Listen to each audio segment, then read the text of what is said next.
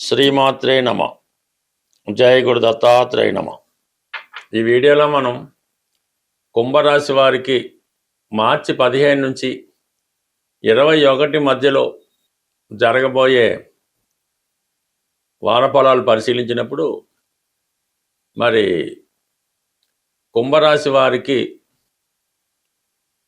ప్రస్తుతం ధనస్థానంలో, కుటుంబ స్థానంలో 3 గ్రహాలు సంచరించడం, ప్రధానంగా శుక్రుడు ఈ కుంభరాశి వారికి యోగకారకుడు, చతుర్థ భాగ్యాధిపతిగా. అటువంటి శుక్రుడు ధనస్థానంలో సంచరిస్తూ రాష్ట్రాధిపతి శనితో కలిసి ఉన్నాడు.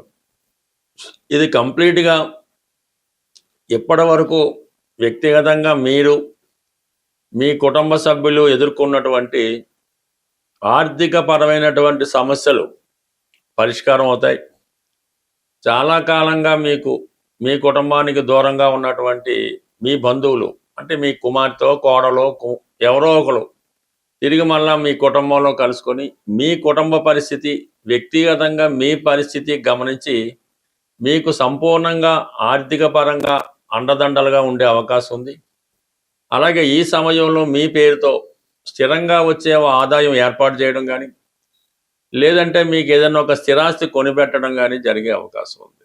ప్రధానంగా ఈ కుటుంబంలో, ఈ రాశిలో ఉన్నటువంటి స్త్రీలకి, వ్యక్తిగతంగా స్త్రీలకు కానీ, కుటుంబంలో ఉన్నటువంటి స్త్రీలకు కానీ ఉద్యోగ అవకాశాలు రావడం జరుగుతుంది. కొత్తగా మీరు ఎడ్యుకేషన్ కంప్లీట్ చేసి క్యాంపస్ సెలక్షన్లో అన్న వస్తుంది.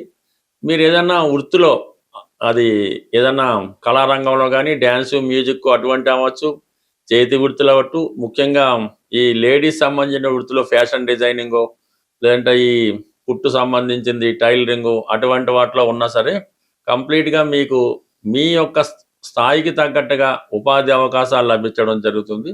అలాగే వివాహం కొరకు మీ కుటుంబంలో ఎవరైతే ఎదురు చూస్తున్నారో వారికి ఈ సమయంలో వివాహ ప్రయత్నాలు చాలా వరకు ఫలిస్తాయి. దాంతోపాటుగా రవిగ్రహం కూడా ఇదే వారం అంతా ఇంచుమించుగా ఒక నెల రోజుల పాటు ఇదే రాశిలో సంచరించడం వల్ల మీకు ఏదైనా ప్రభుత్వ పదవికి అవకాశం ఉన్నా, ఒక ప్రభుత్వ ఉద్యోగం రావాల్సి ఉన్నా, ఒక నామినేటెడ్ పోస్ట్ రావాల్సి ఉన్నా, ఈ సమయంలో మీరు ప్రయత్నం చేయడం వల్ల కంప్లీట్గా వ్యక్తిగతంగా మీకు కానీ, మీ కుటుంబంలో ఒకరికి ప్రభుత్వ హోదా, ఇదంటే ఎటువంటి గవర్నమెంట్ సర్వీస్ లాంటిది వారసత్వంగా రావాల్సింది రావడం జరుగుతుంది. అలాగే ప్రభుత్వ పథకాలు కూడా మీకు అనుకూలంగా రావడం జరుగుతూ ఉంటుంది.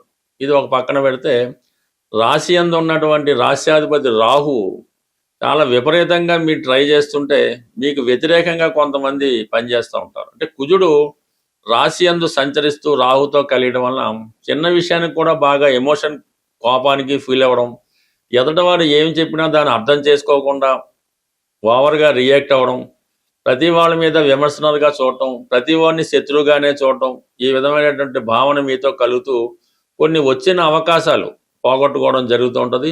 మీకు మంచి చేద్దామని వచ్చిన వారిని కూడా మీరు అర్థం చేసుకోకుండా వారిని దూరం చేయడం జరుగుతూ ఉంటుంది. ఈ విషయంలో కొంత జాగ్రత్తగా మీరు ఆలోచించడం మంచిది.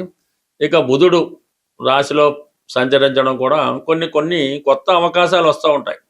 ఒకేసారి వచ్చిన అవకాశాలు కూడా 2-3 ఒకేసారి రావడం వల్ల కూడా కొంత సందిగ్ధత ఏర్పడుతూ ఉంటుంది. ఎవరిని ఈ సమయంలో మీరు నమ్మలేకపోవడం వల్ల కూడా కొంత ఇబ్బందులు ఈ సమయంలో మీకు జరిగే అవకాశం ఉంటుంది. కాబట్టి సాధారణంగా ఏదైనా ఇప్పుడు ఉన్నటువంటి అవకాశాల్లో ప్రశాంతంగా ఆలోచించి ఎవరు మంచి ఎవరు చెడు నిర్ణయించుకోవడం, వచ్చిన ప్రతి వారిని విమర్శించకుండా జాగ్రత్తగా ఆలోచిస్తే ఖచ్చితంగా మీకు ఒక సమస్యకు పరిష్కారం దొరుకుతూ ఉంటుంది. ఎందుకంటే మీకు ఈ పాపగ్రహాలు రాశి యందు సంచరిస్తున్నా, గురుగ్రహం మీకు ధన లాభాధిపతిగా పంచమ స్థానంలో రాశి మీద భాగ్య దృష్టితో వీక్షించడం వలన ఎవరు ఎన్ని కుట్రలు మీ మీద చేసినా, ఎవరో ఒకరు మీకు ఆధ్యాత్మికంగా అవ్వచ్చు, మీ సంతానం అవ్వచ్చు, మీ పూర్వపుణ్యం వల్ల అయితేనే వారి యొక్క కుట్రల నుంచి మీరు బయటపడి మిమ్మల్ని మీరేంటో రుజువు చేసుకోవడం, సంపూర్ణంగా ఎటువంటి ఇబ్బంది లేకుండా సమస్య నుంచి పరిష్కారం అవడం, మీ మీద ఎన్ని కేసులు పెట్టినా, ఎంత అపవాదులు వేసినా కడిగిన ముత్యంలా మీరు ఈ సమయంలో బయటికి రావడం జరుగుతుంది. కేవలం మనోధైర్యంతో సమస్యలను పోరాటం చేస్తూ ఉండండి. సమస్య దానికదే పరిష్కారం అయి అన్నీ మీకు అనుకూలంగా మారడం జరుగుతుంది. ఈ వారంలో మనకి ఉగాది నూతన సంవత్సరం రాబోతుంది. అయితే ఉగాది నాటికి ఈ గ్రహాలన్నీ రాహు కేతువు యొక్క యాక్సెస్లోకి రావడం వల్ల ఒక విధమైనటువంటి కాలసర్పదోషం ఉండగా ఈ ఉగాది ప్రారంభం అవడం జరిగింది.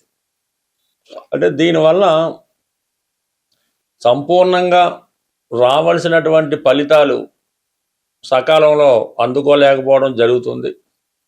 కొన్ని అనుకోని ఇబ్బందులు, సమస్యలు వ్యక్తిగతంగా, అంతర్గతంగా అటు దేశాల మధ్య విభేదాలు రావచ్చు, రాష్ట్రాల మధ్య విభేదాలు రావచ్చు, రాజకీయ నాయకుల మధ్య విభేదాలు రావచ్చు. కొన్ని అనుకోని సమస్యలు ఈ ఉగాది, ఈ కాలసర్పదోష ప్రభావం వల్ల సంవత్సరం అంతా ఏర్పడే అవకాశం ఉన్నది.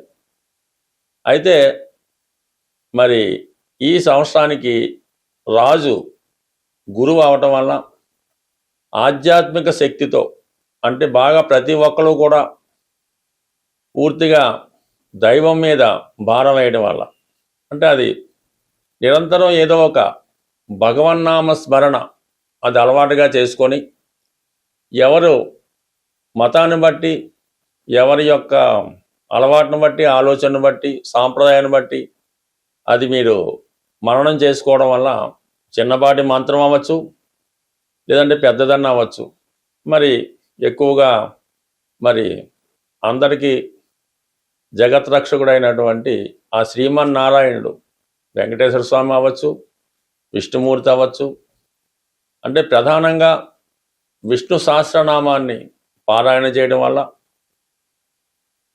లేదంటే మీకు ఇష్టమైనటువంటిది లలితా సహస్రనామం, శివనామస్మరణం, గోవిందనామాలో ఏవో ఒకటి రోజు వీలు లేకపోతే వారంకోసారి ఇలా చేయడం వల్ల, ఎక్కువ పుణ్య కార్యక్రమాల్లో పాల్గొనడం వల్ల అటు ప్రపంచ దేశాలతో పాటు మనము కూడా సుభిక్షంగా ఉండే అవకాశం ఉంటుంది. కాబట్టి ప్రతి ఒక్కరూ అంటే ఈ సంవత్సరం గురువు రాజు అవ్వటం వల్ల ఇటు మీకు మంచి ఫలితం జరిగే అవకాశం ఉంది.